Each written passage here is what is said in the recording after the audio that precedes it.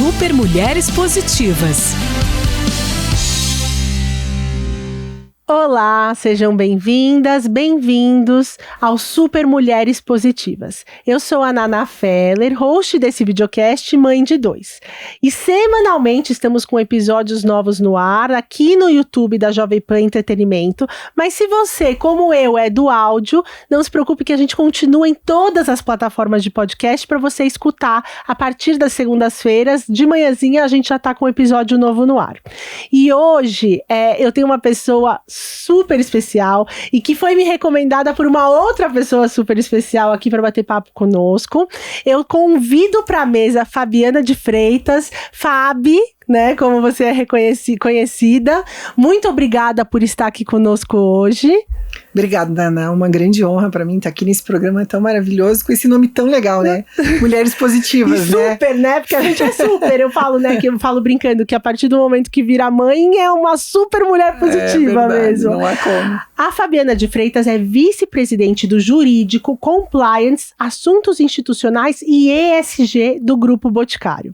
E antes da gente começar a nossa conversa, Fábio, eu vou contar os bastidores dessa troca. Combinado. Uma amiga minha, Lela, conhecida no Grupo Boticário como Isa, é ouvinte do podcast, é uma pessoa referência também que a gente troca muito sobre pautas. Eu tava falando sobre isso. Às vezes, a apresentadora de um podcast como esse tem é um pouco solitário, assim, pensar quais são as pautas mais fresh do momento, o que tá acontecendo. Eu quero sempre trazer questões novas, reflexões. E aí, a Isa, né, pra vocês, a Lela me mandou uma mensagem que escuta, a gente troca muito, e ela falou, olha, a minha chefe, a minha líder é uma pessoa que eu acho que teria tudo a ver para estar no seu programa. Então, ela me contou um pouquinho do que, inclusive, foi a contratação dela, Fábio, e eu falei, não, vou trazer a Fábio para cá.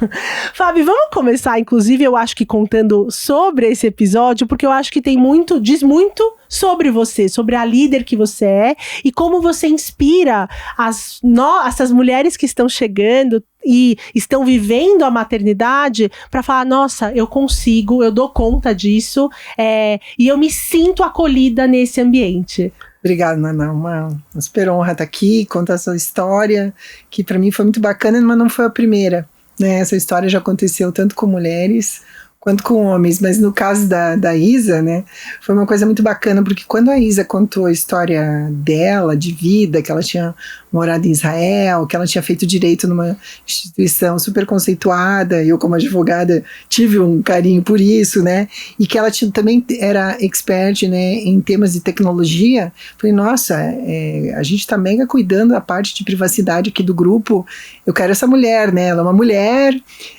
ela já tinha uma menina na época, né, tinha morado fora, então assim, todas as experiências, vamos dizer assim, que fazem a diferença tinham acontecido na vida dela.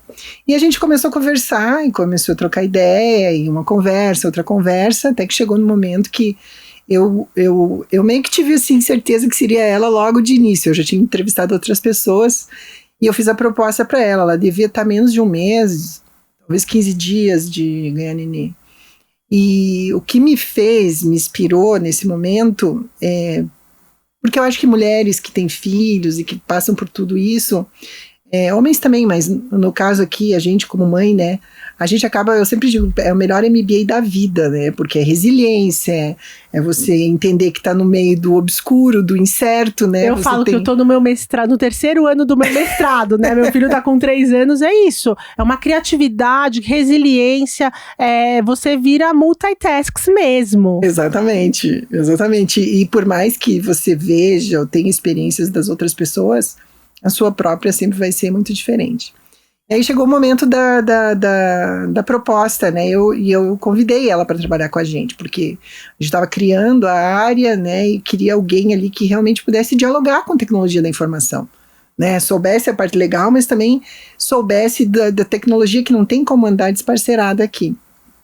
E ela pensou, assim, super, ainda a gente se conhecendo, né, e ela voltou comigo e disse, olha, eu não estou podendo decidir isso, né, porque eu tô nesse momento eu vou ganhar meu filho daqui uns dias, e minha filha, né, que no caso é uma menina, E ter que decidir isso tá muito difícil para mim. E eu lembro que, só fazendo um parênteses, quando ela me contou, parece que estava na época de pandemia, né? Então vocês se comunicavam por vídeo. E quando você falou, olha, é você, ela até deu um passinho assim para trás, pra você ver que ela tava com o barrigão. E aí a Isa falou, a Lela, né? Ela falou, ela não hesitou.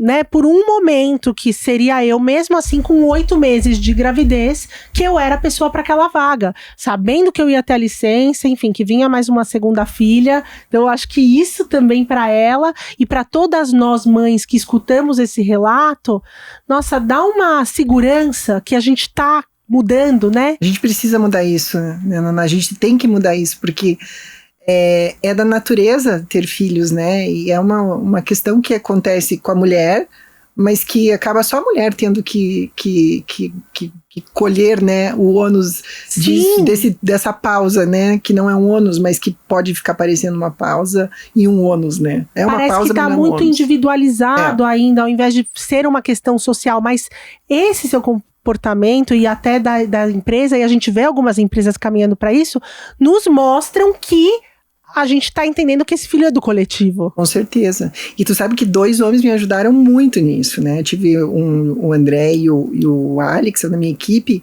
Eu virei pra eles e falei, eu quero esperar. Ela não me deu ok, ela não disse que vem, mas eu quero esperar porque é ela a pessoa pra essa cadeira. Eu só preciso que vocês me ajudem, porque eu sozinha não consigo. Eu tive que acumular, né, a cadeira por 6 meses até a Isa voltar. Sem saber se ela iria aceitar ou não.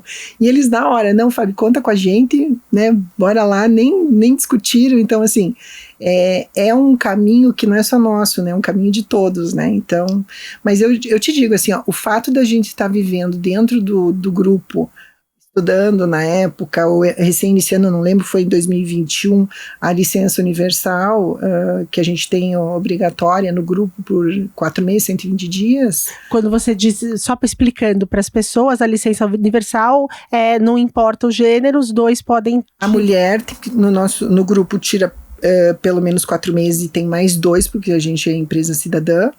E para os homens, né, 120 dias, 4 meses. Né? E ela é obrigatória, né? Então a gente viveu muita discussão sobre isso, mostrando da importância, né, dessa pausa para os dois, né? Porque é uma divisão de tarefas, ninguém está ajudando ninguém, né? É uma divisão de tarefas. E a presença também, né, do homem ali. Então, a gente tinha vivido muito essa discussão, eu sempre soube da importância, depois que eu tive a minha filha, né, desse momento, assim, porque eu sei que quando eu tive a Mariana, minha filha, eu tive que dar um tempo em algumas coisas profissionais, né, não perdi nada, tudo bem, mas eu senti que aquilo era bem mais pesado. Ela tem hoje? A Mariana tem 19. Tá, então é uma outra época, realmente. É uma outra época. Foi muito engraçado. O dia que eu saí, eu me reportava, era em outra empresa, e eu olhei pro meu chefe e falei assim, olha, no dia que eu saí, foi o dia que eu ganhei ela. Eu disse, olha, a natureza está me chamando, eu vou ter um filho, segunda-feira, que acabou sendo nesse dia mesmo, mas não se preocupe, tá tudo certo, assim, foi muito engraçado. Eu acalmei o meu tá tudo organizado e tal, então assim, a mulher, ela realmente ainda tem muitos desafios, e se os homens vierem com a gente nessa, vai ser muito melhor, né? E você sabe que agora com a licença obrigatória, né, dos pais, a gente achou que deveria ser obrigatória, porque senão a cultura é muito punk, não ia. Eu ia comentar exatamente isso, até para você entrar e comentar um pouco mais dessa decisão interna de vocês. Num grupo que eu compartilho, né, de mães, eu tenho ali quase 200 mães, e é também uma outra fonte de referência e inspiração. Muitos lugares estão abrindo a licença universal, ou a licença parental, 4 meses sem ser obrigatória. Exato. Os maridos, eles relatam, vai pegar mal, não vou tirar. E foram raros os casos que não era obrigatório que eles tiraram os 4 meses. Eu acho que para a gente mudar essa cultura, a gente precisa forçar um pouquinho a mão, né? Vocês estão no estado da arte? Não, a gente está caminhando, está evoluindo, inclusive a gente vai rever se não deveria eventualmente ter, como tem em outros países, a liberdade de você quebrar ser obrigatório, por exemplo, 60 dias inicial e jogar mais para frente, mais 60 quando a mãe volta. Uhum. Tem países, né, que quando o casal divide a licença, Sim. né, quando é melhor para cada um. Então, a gente está atento a isso, a gente está olhando, mas só o fato de você ter essa discussão, eu acho que a grande coisa que eu me seguro muito, que eu acho que vale a pena. A gente hoje discute temas que a gente não discutia, né? Então a gente está aqui falando sobre isso. Isso não era um tema, né? Era a mulher que tinha que ter filhos e ter essa pausa. E o homem ponto. entrava com a questão financeira. Ponto. Eu lembro quando eu assumi a diretoria em 2015, tinham outros homens diretores. E eles não faziam por mal, mas eles comentavam comigo: ah, não, minha esposa ficou em casa para cuidar dos filhos. Como que você se sente ouvindo isso, né? Assim, eu tô largando minha filha em casa e não tô cuidando dela? Sim, Bem nossas culpas, né? Uhum. Então, acho que assim, o fato da gente ter a possibilidade de ter essa divisão, né, do homem também ter esse tempo de cuidar do filho e aproveitar dessa delícia, né? Porque é uma delícia, mas tem também toda essa pausa, tem suas dores, né? Eu acho que esse é um divisor de águas, assim, na cultura, né? Que começa a formar uma nova cultura. E como se sabe, uma cultura não se forma rapidamente, né? E há quanto tempo já está em prática essa licença universal? Vamos fazer 2 anos agora, tá? Desde 2021. E vocês têm percebido uma mudança até na questão das famílias que vocês, né, dos colaboradores? Qual tem sido o feedback, o retorno após esses 2 anos dessa ação que vocês promoveram? Olha, Naná, em números eu não sei te dizer, mas eu acompanho no LinkedIn muitos homens que vão e dão seus relatos. As mulheres, né, os filhos, os irmãozinhos, né, que tem o pai junto. E, assim, nossos altos executivos também estão tirando essas licenças. Então, não é uma questão assim, é para alguns e não é para outros. Claro que os executivos eventualmente têm alguma dificuldade diferente, mas todos estão tirando.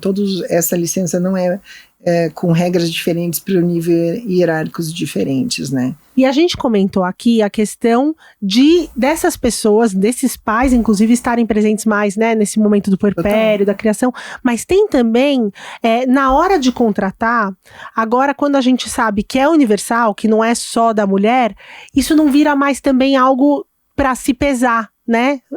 Só a mulher sai de licença. Mas é um bom ponto. Eu acho que isso faz total diferença. É um bom ponto, porque quando a gente estava a licença estava rodando, a área de compliance está comigo também, e o gerente da área me procurou e falou: olha, tem um cara ótimo, maravilhoso, assim, queria muito contratar ele, mas é que a mulher dele vai ganhar nenê semana que vem. E aí ele já vai entrar na licença parental universal. Falei, mas então, você não acha isso legal? Daí ele parou, ele não tinha se apercebido, para você ver. Não é uma questão de que as pessoas não fazem, não pensam sobre, né? Não fazem porque não querem. Não pensam sobre. Daí eu falei, olha só, tu tem oportunidade agora de exercitar aquilo que a gente está tentando fazer. E você é um homem contratando outro homem, né? E ele foi super, falou, não, é mesmo, é isso aí, Fábio, não tinha me dado conta. Isso e contratou. Isso é a importância da equidade de gênero também em cargos altos de liderança, porque a gente traz essas percepções que não estão ainda no automático deles, né? Sim. Mulheres conversando sobre isso, é até engraçado. Às vezes eu vejo alguma coisa, eu tenho 2 filhos muito pequenos, né? A minha filha tem 10 meses. E aí, às vezes, por exemplo, a câmera do quarto dela tem uma luz que brilha no olho dela. Eu falo, eu tenho certeza que não tem uma mãe dessa fábrica na hora de desenvolver esse produto, porque ela não colocaria essa luz, porque ela sabe que essa luz vai fazer a filha acordar. Então essa é a importância da gente, né, ter diversidade nas empresas. E você comentou sobre como foi para você, né, lá um pouquinho, rapidamente, sobre a sua licença maternidade. Mas eu fuxiquei o seu LinkedIn e vi um artigo que você contou sobre quando você começou na carreira na OAB, que você não assinava o nome. Conta para quem não fuxicou ainda, como eu, e isso eu acho fala muito da mudança de cultura que vem aos poucos, mas acontece. Sabe, Naná, que eu tava pensando, eu tava dirigindo meu carro hoje para vir para o aeroporto, para vir para cá, que eu moro em Curitiba. E esse ponto é um ponto bem impactante, assim. Quando isso aconteceu comigo, eu nem percebi. Era uma estratégia. Já vou contar. Mas hoje, olhando para trás, eu penso, poxa, que dó. Não dá uma peninha? Né? Daquela Sim, menina, né? Eu senti também. Aí eu lembro que eu me formei, minha família toda são advogados, meu pai foi jornalista, depois advogado. Então, assim, eu já tinha uma condição melhor, porque tinha um escritório para trabalhar, mas eu queria me virar, queria fazer o meu nome, me estabelecer, né? E eu lembro que eu ia pro fórum e quando acabava a audiência, os homens se juntavam para falar de futebol, na boa, os assuntos deles, né? Tudo bem. E eu pensava, como que eu vou entrar nesse clube do Bolinha, né? Como que eu vou entrar nesse clube do Bolinha? E aí eu pensei, bom, não vai ser tão simples entrar no clube do Bolinha, mas eu preciso ter umas táticas aqui para eu era jovem mulher, né? E era um mundo ainda. Hoje tem muito mais mulheres, né, na advocacia, mas tinha bem menos. E aí eu lembro que uma estratégia que eu usei foi a escrever só o meu sobrenome, Freitas. E eu pensei claramente. Eu não fiz isso assim, por acaso. Não, foi deliberado. Não, eu vou colocar meu sobrenome, porque aí o juiz, quando olhar minha petição, ele não vai saber que é uma mulher. Ele não vai saber. Ele não vai ter esse viés. Ele não vai ter esse viés. Se tinha ou não tinha esse viés, não sei, mas eu tinha. Eu tinha o viés que ele tinha, né? E a gente tem esse viés exatamente porque existia essa cultura, né? Ainda existe, então imagina nessa época. E as roupas, então? Que você comprava roupas e se vestia com um masculino feminino, né? Isso. Terno. Eu me lembro, né, quando eu tinha reuniões, quando eu trabalhava em startup na área de tecnologia, que é um número também muito pequeno de mulheres que atuam, eu sempre tentava me masculinizar um pouco, sabe? Sim. Eu tenho essa lembrança. E que bom que hoje a gente não precisa, né, mais disso. Mas teve uma outra história, que inclusive envolve, depois na reflexão, a Dani Caxixe, que foi também minha convidada já do podcast. Maravilhosa. Antes até de você contar, eu vou contar um relato da Dani. Conta. Bom, a Dani esteve conosco no podcast há 3 anos. E aí a gente falou sobre marca pessoal, foi muito legal. A Dani é uma pessoa extremamente marcante, né? Super. Então falar sobre marca pessoal usando Dani Caxixe foi muito legal o episódio. Mas a gente falou muito sobre a questão da maternidade dela ser a mulher, como é a mulher executiva dentro do ambiente e pouco sobre as conquistas dela dentro desse ambiente corporativo, que é o que a gente já está abordando aqui, né? A gente já começou falando sobre como você influenciou e impacta o seu ambiente. E aí passaram-se 2 anos dessa entrevista, foi super legal. A Dani fez um post no Insta falando, poxa, eu tô há muitos anos sendo convidada para programas para falar sobre a mulher no mercado de trabalho, né? A minha experiência com maternidade e e eu tenho tanto para oferecer para vocês de ações e impactos que eu já fiz. E aí eu comentei no Insta, no inbox dela, Dani, culpada. Eu fui uma dessas, ela assim, não. E essa percepção pra mim veio agora, né, dela também. Ela falou, essa reflexão só veio depois de muito tempo, então não se sinta culpada. Mas a partir desse post dela, eu passei a colocar nos meus roteiros o que essas mulheres estão fazendo, e depois a gente vai falar sobre as dificuldades e tal, mas qual é o impacto dessa mulher do ambiente dela. E a Dani também fez uma reflexão com você, né, Fábio? Conta pra gente. Porque assim, eu não sou, assim, eu tenho um pouco de dificuldade de me mostrar e eu mudei isso, comecei a mudar isso quando eu assumi a presidência, né, a vice-presidência do grupo. E porque eu postei lá, né, que era que estava muito feliz, e muitas mulheres vieram comentar e me procurar diretamente, ou me abordar, ou vir conversar comigo. Eu falei, nossa, eu não posso guardar só para mim isso. Eu preciso fazer a minha parte nessa história. Você entendeu a sua responsabilidade. A minha responsabilidade, né, sobre esse tema. E foi numa conversa com a Dani, eu contei pra ela que eu sou apaixonada por carro, por automobilismo, eu gosto de motor, eu quando vejo um motor eu me emociono, assim, ai, que motor lindo e tal. Então, assim, quando eu assumi a diretoria jurídica, na época de compliance, eu tinha a oportunidade de comprar um carro mais bacana, né, e eu fui comprar esse carro junto com o meu colega, que também era diretor. fui super animada, escolhi uma marca que eu era super fã, pela tecnologia, pela potência, enfim. E entrei na revenda, eu e ele para comprar um modelo, eu para comprar outro. E eu percebi que a pessoa que estava atendendo lá na revenda não me deu muita atenção, mas eu digo, bom, ele deve estar pensando que eu não entendo, enfim, né? Aí eu comecei a fazer perguntas e tentei daí o meu colega fazia uma pergunta, ele respondia, eu fazia uma pergunta, ele não respondia, ele não olhava para mim, né? Assim, é interessante você se sentir invisível, né? Um negócio assim que eu hoje tenho estrutura para isso, eu acho engraçado, mas imagina o gatilho que isso pode disparar, né? E aí o meu amigo, que era diretor, ele ficou encabulado, porque ele percebeu. Ele sacou. E ele virou para a pessoa que estava atendendo, o rapaz, esse moço que estava atendendo. Porque o atendente falava com ele. Só falava com ele, só olhava para ele. Se ele fosse aquele cliente. E só respondia para ele. E ele estava acompanhando ali. Tava comigo, ele ia comprar, nós dois íamos comprar. Tá bom. Aí ele virou pro atendente e falou assim, olha, ela também vai comprar, ela também é diretora. E eu até fiquei sem graça, não precisa dizer que eu sou diretora, se eu tô ali para comprar, ele tem que me atender, a gente tem que ter foco no consumidor, né? Mas ele falou, mesmo assim, ele continua me ignorando. Ele não conseguia, parece, não, né? Ele não me enxergava de fato, assim. Tava além da compreensão, acredito, né? E aí eu tava muito, muito interessada no modelo específico do carro, eu deixei eles conversando, olhei, estudei, fiz o negócio e foi comprado o carro, né? E daí eu contei essa história pra Dani, e eu te falei, Dani, ele não me vendeu, eu que comprei. E a Dani falou, nossa, tu tem que fazer esse Olha essa frase. Não sei o que. Daí eu fiz o post no LinkedIn, né?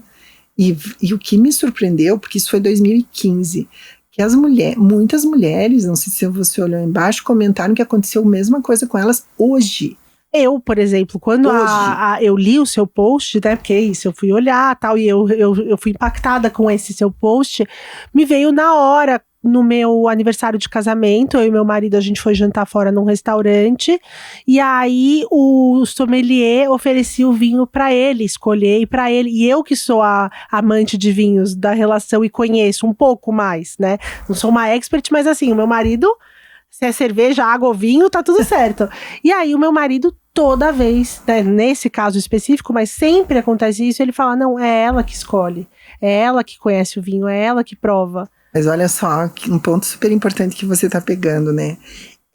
As pessoas que estão com a gente, né? Seja a nossa família, nossos maridos, os homens que são nossos colegas, como a palavra, a atitude deles pode influenciar totalmente a situação, né? Eu sou filha de um pai que sempre acreditou em mim. Então, assim, eu demorei para entender que tinha diferença, porque eu e meu irmão, a gente sempre foi tratado da mesma forma. Meu marido, quando eu vim embora de Porto Alegre para Curitiba, meu marido era gerente, largou o emprego para vir comigo, porque para o casal era mais interessante morar em Curitiba com o meu emprego que eu tive na época, do que ficarmos e ele vir buscar um outro emprego para ele. E foi difícil para ele se colocar em Curitiba. Eu lembro que um diretor, colega meu da outra empresa que eu trabalhava, olhou para mim muito chateado, e falou assim, jamais eu faria isso. E ele falou aquilo assim, revoltado com o meu marido, entendeu? Não, e ele comprou, né, um pouco a dor do seu marido. Que ele não tinha, meu marido não tinha dor nenhuma. Mas ele tinha vindo na boa, tinha vindo na parceria, veio no casal, vamos dois juntos nessa. Então eu digo assim, você está rodeado de homens que tenham esse entendimento de que pode ser, que é na parceria, te ajuda demais, né? Com certeza. Porque sozinha a gente não vai fazer isso, a gente precisa que os homens também venham, né, nessa conversa com a gente. E por um outro lado, quando a gente fala do homem como mais maternal, né, como mais cuidador, também existe esse preconceito e esse viés. Então, em casa, o meu marido é extremamente paciente com as crianças, é um super cuidador, assim, ele tem isso nato nele. Eu amo estar com as crianças e eu cuido, mas eu pra mim é quase como um esforço algumas vezes, e pra ele, sabe, natural. Sim. E aí eu brinco, se algum dia um dos dois tiver que largar, ele fala, não, sou eu, pode ter certeza, eu que cuido e você que vai fazer o ganha-pão, assim, porque, mas eu imagino que isso choque algumas pessoas, né? Choca sim, nossa, a gente, quando éramos 2 empregados, isso aconteceu na minha vida, tá, Naná? Éramos 2 empregados, eu falei, gente, os 2 cumprindo horário, os 2 não vai dar, um de nós vai ter que empreender. E ele largou a empresa e foi empreender, foi criar para poder ter mais flexibilidade, porque a gente mora numa cidade onde não tem família. Curitiba, minha família é toda do Rio Grande do Sul, né? Então acaba que ele teve que fazer isso. Então acho que a gente poder contar com quem tá do lado, né? E eu tive a sorte ainda que fui trabalhar numa empresa que nasceu de negócios femininos, né? Porque franquia, 47 anos atrás, e hoje ainda, majoritariamente são mulheres que estão à frente desses negócios. E eu acho isso, a gente tem vários benefícios, enfim, várias coisas dentro do grupo muito legais, mas é porque tem esse espírito, né, de reconhecimento feminino. A gente tem 60% da nossa força de trabalho é feminina. E a gente tem uma meta até 2025 de colocar 38% ou 40%, não me recordo agora direito, de mulheres na diretoria. Uau! Não, 40%, e a gente já está em 38%. Então, assim, eu acho que a iniciativa privada também, né, tem que fazer o seu papel nessa jornada, porque a gente vive no Brasil, não pode esperar só da iniciativa pública, se bem que eu sou super fã de políticas públicas, né?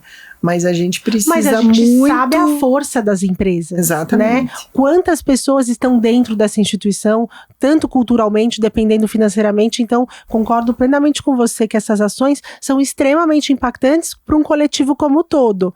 Então, você aqui mencionou a questão de 40%, né, essa meta de chegar em 40% de mulheres na diretoria. A gente já falou dessa questão da parentalidade, da licença universal. Eu tenho uma outra amiga que trabalha no grupo que foi promovida durante a licença maternidade dela.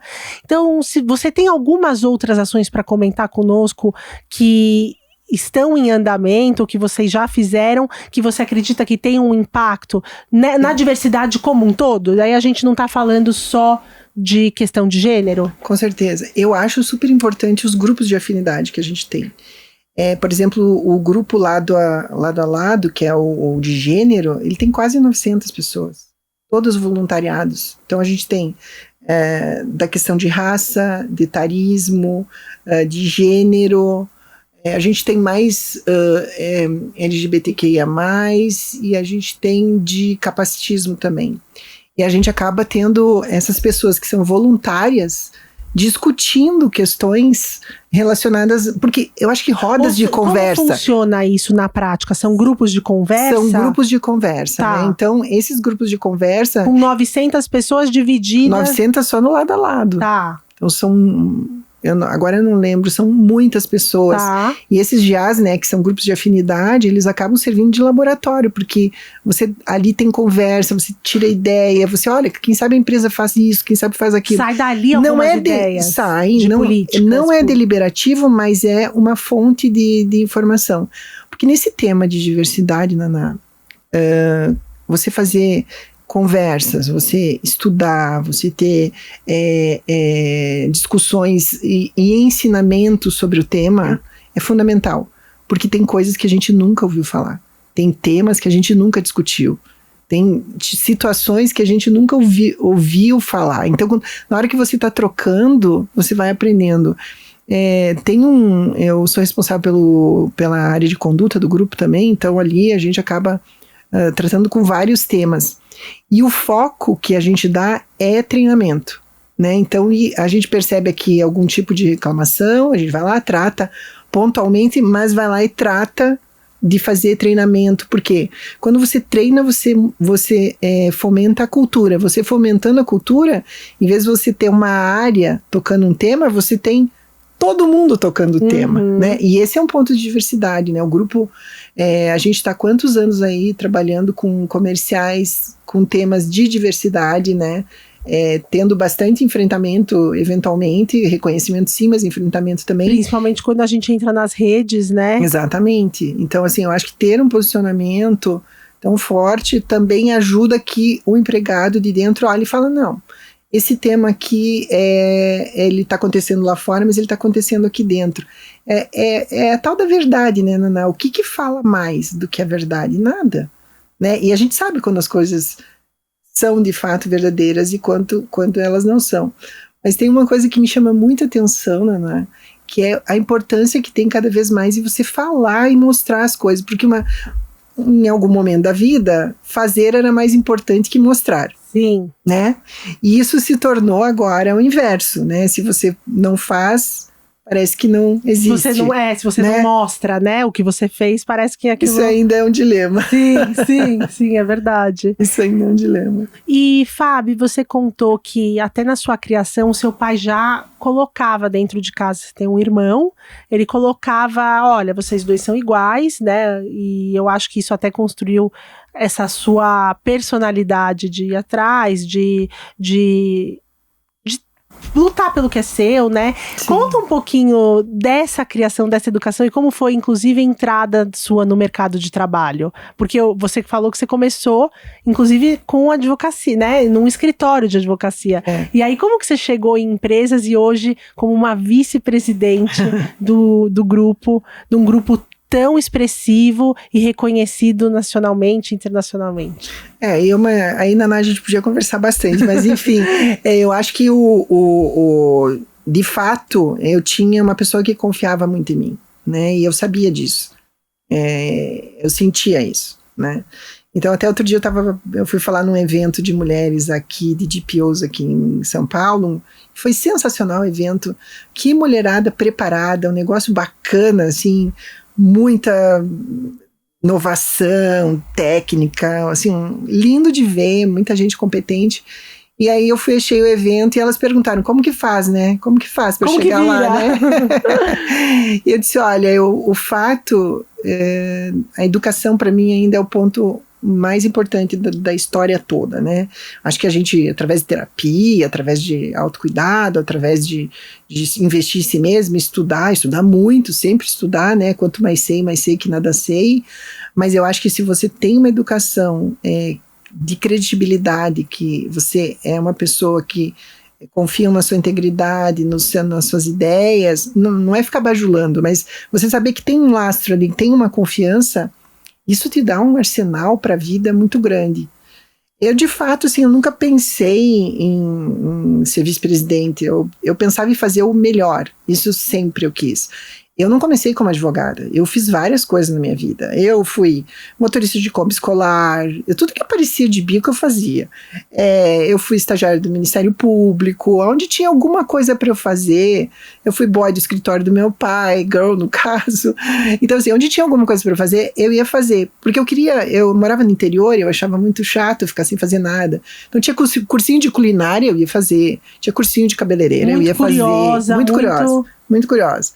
E aí eu comecei a advocacia, tive assim, fiz coisas que me deixaram, eu tinha um programa de rádio na minha cidade, que eu fazia com Código de Defesa do Consumidor, eu tinha uma coluna no jornal, que eu falava de Código de Defesa do Consumidor, era muito engraçado, porque a recém estava começando o PROCON, e eles achavam que eu era o PROCON, né, porque não tinha PROCON na cidade. Nossa, imagina, e eu fervia, né, mas a cidade, morar no interior, isso é um ponto, Naná. Mulheres que moram no interior e que escutam você falando, estar em São Paulo, estar no Rio, estar numa capital, já te deixa quilômetros à frente. Já te deixa quilômetros à frente. Você sair do interior até chegar numa capital, isso às vezes é um movimento difícil de fazer. Então, assim, isso é talvez uma coisa que a internet tem ajudado bastante, mas ainda não resolveu. Né? Então, acho que esse também é um pouco da diversidade, né, de quem mora no interior, né, de quem não está nas grandes capitais, né. Ou até nos estados do norte, nordeste, onde não estão os escritórios das grandes empresas, pelo menos a maioria. E nem os contratantes, né. Então tem essa coisa assim, eu comecei a ficar enjoada daquele mundo, assim, menor, queria alguma coisa, assim, na real, Nana, eu queria morar onde passassem aviões.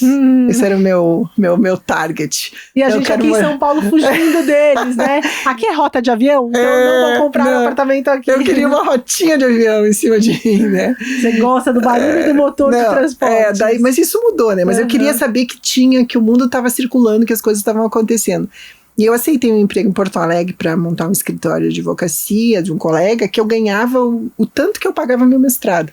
Então eu tive que me subsidiar nessa cidade, morar com pessoas que eu não conhecia, enfim, não fiquei sem carro uma época. Fui super julgada, porque imagina, teve gente que falou comigo na minha cidade, vai sair daqui, que tá tudo certo, não vai poder voltar, hein, se voltar vai ter que dar certo. Eu cheguei a ouvir isso, né? E aí comecei a trabalhar muito em Porto Alegre, adorava o trabalho que eu fazia, e veio uma proposta daí para trabalhar em telecomunicações, porque eu adoro gente, adoro gestão, adoro problemas, né, que é o advogado que não gosta de coisas para solucionar, para resolver. E aí, quando a Mariana tinha 1 ano e 8 meses, eu viajava muito para o Rio, e aí a nossa maternidade, né, viajava muito, muito, muito, mas muito, muito, não assim, um pouco, muito. E aí uma amiga muito querida, tu vê aí a rede de apoio, né, uma amiga muito querida me perguntou, escuta, não quer trabalhar no Boticário? Na época a gente era só Boticário, né. Eu tava com a coisa de ficar mais perto dela, fui fazer entrevista e foi sensacional. Achei uma outra mulher muito querida, que eu falei pra ela, vamos fazer o seguinte, nessa entrevista vamos bater um papo.